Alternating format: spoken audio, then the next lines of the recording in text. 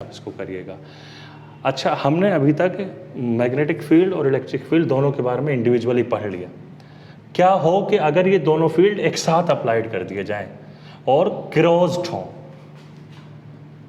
Crossed electric field and magnetic field, मतलब दोनों एक दूसरे से 90 डिग्री की वैल्यू पे हों, तो जस्ट अज्यूम दैट कि एक बेसिकली ये एक बड़ी मशहूर एप्लीकेशन है और आपके सिलेबस में नहीं है, बहुत पहले हटा दी गई थी, कैथोड रे ट्यूब, लेकिन मैं उसका थोड़ा सा आइडिया आपको देना चाहता हूँ क्योंकि बहुत ज़रूरी है।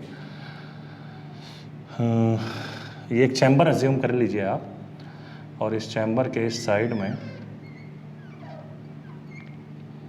यहाँ पर, तो इस चैम्बर के इस साइड में एक जिंक सल्फाइड की कोटेड सरफेस है।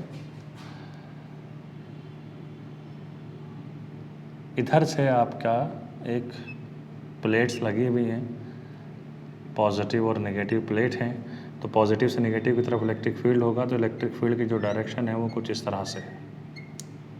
ओके, अभी आप थोड़ी देर के लिए अज्यूम ये करिए कि इलेक्ट्रिक फील्ड को स्विच ऑफ कर दिया गया है, कोई फील्ड यहाँ पर मौजूद नहीं है। तो अगर कोई पार्टिकल यहाँ से आता है और अज्यूम करिए कि यहाँ पर कोई फील्ड मौजूद नहीं है, तो it will go like this, और जैसे ही ये जिंक सल्फाइड की स्क्रीन पर जाकर गिरेगा वहाँ पर एक फ्लैश जनरेट होगी, तो आपको दिख जाएगा कि इलेक्ट्रॉन यहाँ पर आया। फील्ड आपको इसमें मैंने बताया कि दिख रहा है, लेकिन आप अज्यूम ये करिए कि फील्ड नहीं है। इलेक्ट्रिक फील्ड जब जीरो है तो मान लीजिए इसने यहाँ पर आकर प्रोजेक्ट किया इसको, व्हेन ई इज जीरो। इसके बाद आपने क्या करा, इलेक्ट्रिक फील्ड को ऑन कर दिया, तो ये एक्ट करने लगेगा। अब चूंकि ये चार्ज पार्टिकल है तो इलेक्ट्रिक फील्ड या तो इसको नीचे की तरफ लेके जाएगा या ऊपर की तरफ लेके जाएगा। चूंकि इलेक्ट्रिक फील्ड की जो डायरेक्शन है वो ऊपर से नीचे की तरफ ही है, ये आपका इलेक्ट्रिक फील्ड है। तो अगर ये आने वाला पार्टिकल प्लस है तो electric field will act in the direction of the field, तो ये इस पार्टिकल को नीचे की तरफ लेके जाएगा, और अगर ये आने वाला पार्टिकल नेगेटिव है तो इसको ऊपर की तरफ लेके जाएगा। बहरहाल एक बात तो क्लियर है कि अगर आपका यहाँ पर फील्ड अप्लाई हो गया तो अब आपका चार्ज पार्टिकल वहाँ जाके हिट नहीं करेगा जहाँ पहले कर रहा था, इसकी जगह जो है वो बदल जाएगी। तो मान लीजिए जब ये फील्ड आपने यहाँ पर ऑन कर दिया, तो ऑन करने के बाद आपका जो चार्ज पार्टिकल है, जस्ट अज्यूम दैट कि ये आपका यहाँ आ जाता है। ये यहाँ पर तब आता है जब आपका E जीरो नहीं है, डेविएट हो जाएगा अपने पास से इलेक्ट्रिक फील्ड। अच्छा जी, अब आप क्या करते हैं, अब आप करते ये हैं कि यहाँ पर अब आप एक मैग्नेटिक फील्ड लगाते हैं which is perpendicular to the E. Electric field नीचे की तरफ है, तो आप यहाँ पर एक मैग्नेटिक फील्ड अप्लाई कर दीजिए। ये क्रॉस डायरेक्शन क्या बता रही हैं, क्रॉस डायरेक्शन ये बता रही हैं कि यहाँ पर एक मैग्नेटिक फील्ड है into the plane of the paper. तो ऐसे अंदर की तरफ मैग्नेटिक फील्ड है, इलेक्ट्रिक फील्ड नीचे की तरफ है, दोनों 90 डिग्री पे हो गए। और मैग्नेटिक फील्ड को तब तक अप्लाई करते रहिए जब तक ये जो आपका चार्ज पार्टिकल यहाँ की जगह वापस वहीं ना आ जाए जहाँ पहले था। और मान लीजिए उस वैल्यू के लिए आपका मैग्नेटिक फील्ड B नॉट है या B है, सिंपली आप उसको कह दीजिए। इसका मतलब ये होता है कि आपके मैग्नेटिक फोर्स ने आपके इलेक्ट्रिक फोर्स को कैंसिल कर दिया। कंडीशन समझिए क्या है, एक चार्ज पार्टिकल आया, कुछ नहीं लगा हुआ था, उसने जाके हिट किया सामने स्क्रीन पे, फिर आपने एक इलेक्ट्रिक फील्ड लगा दिया, उस इलेक्ट्रिक फील्ड ने उस पर एक फोर्स लगाया, that force was equal to Q into E, जिसकी वजह से वो नीचे की तरफ शिफ्ट हो गया थोड़ा। मान लीजिए ये यहाँ से यहाँ तक की जो डिस्टेंस है, एज्यूम कर लीजिए कि ये y है, और मान लीजिए ये जो डिस्टेंस है आपकी यहाँ से यहाँ तक की, एज्यूम कर लीजिए कि ये L है, और यहाँ से यहाँ तक टाइम जाने में लगता है सपोज करिए t, और स्पीड जो है इसके जाने वाले की मान लीजिए v है। ये सारे पैरामीटर हैं, एज्यूम कर लीजिए आप इनको। ओके, तो जब आपने मैग्नेटिक इलेक्ट्रिक फील्ड जब यहाँ पर लगाया तो चार्ज पार्टिकल पे एक फोर्स लगा, जिसकी वजह से वो आपका नीचे की तरफ या ऊपर की तरफ अगर नेगेटिव है चला गया।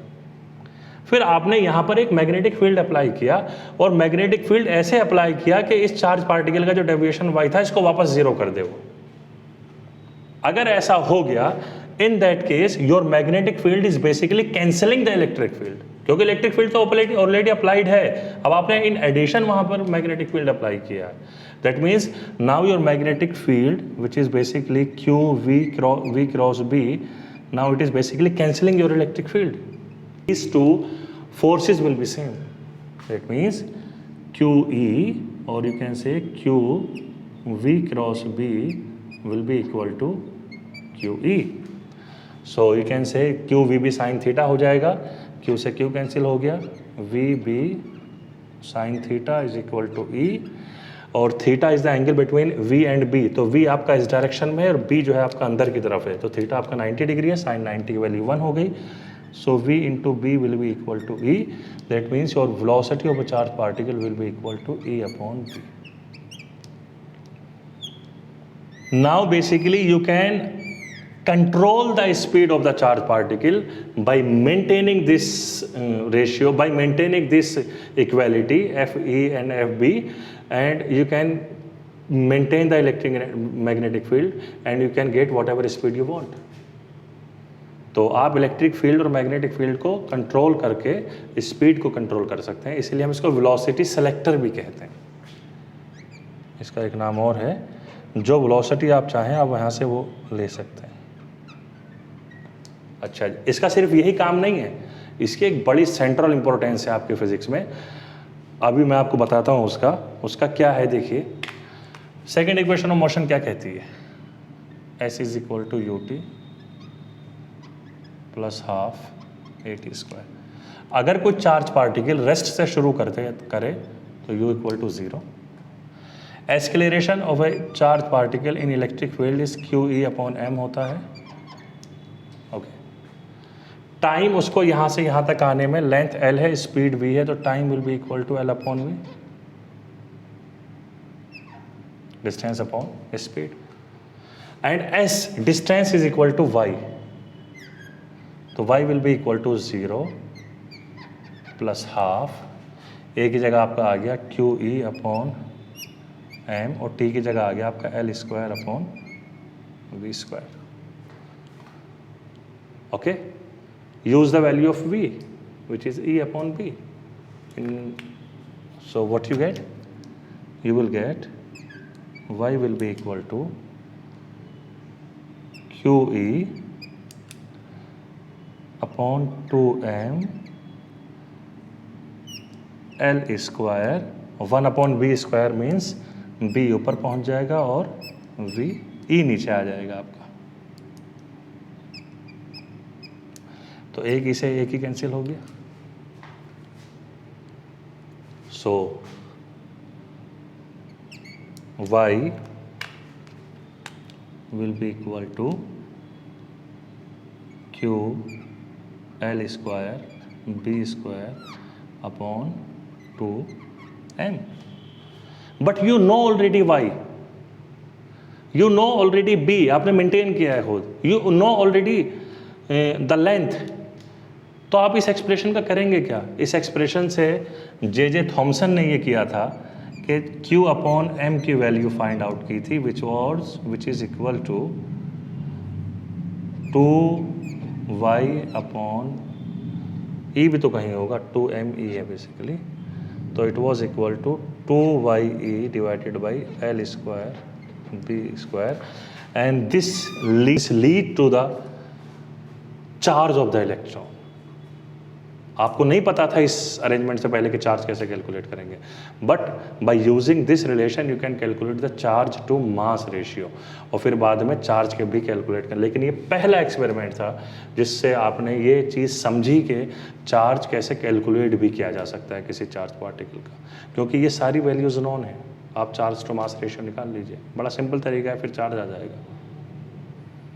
So this is a very important topic. Crossed electric और मैग्नेटिक फील्ड जब होते हैं तो बहुत कुछ कमाल होता है वहाँ पर. ऐसा नहीं कि सिर्फ ये आप इसको पढ़ के छोड़ दें. ये ज़रा देखिएगा, ये कैथोड रे ट्यूब पहले हुआ करती थी सिलेबस में.